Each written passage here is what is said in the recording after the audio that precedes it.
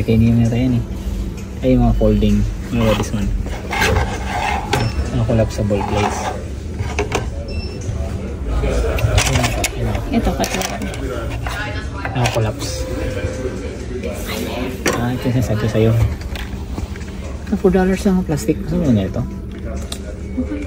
Ha? Ano naman ito yun? Diba? Yung mga food grade plastic. Ha?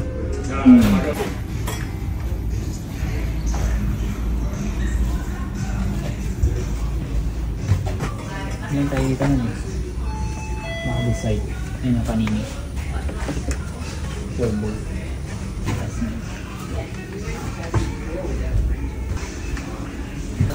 Titanium yan. Balik mo na yung 37. Ayan. Guys, nakita nyo ba ito? Titanium. Dual burner na na-collapse ng ganyan. Ano to, Pete? Ilalagay mo siya dito. Ayan o. Double siya. Mura lang naman. $599.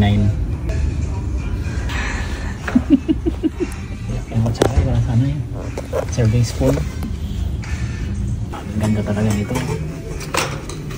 Pakagaan. Parang kakalang bumuhat ng papel. Yun o. Titanium. Isang set na.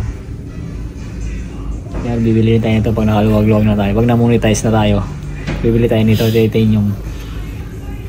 Di bali, meron akong bubuksan sa inyo sa susunod na araw. Titanium din. So, abangan nyo yung unboxing natin. Hindi ko pa nabubuksan eh. Actually, namili na kami dito online. Alam, hindi ako nakakatiis. Gusto ko makita yung ano nila, shop nila. Kaya pumunta tayo ngayong araw na to. Titanium cup. May laman. Parang walang laman. Parang yung gaan. Hawakan mo. Oh. Ang gaan. Sobra. Hawakan mo. Ang gaan ng cup na to.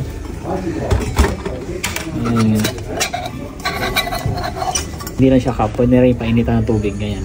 Saan lang siya dyan. Kasi may lid siya yun. At the same time, cup na rin. Dito ka na magkakape.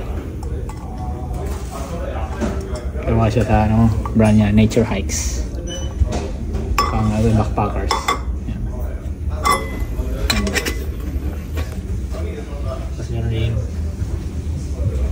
lutuan ng scrambled egg. Ang pang tao.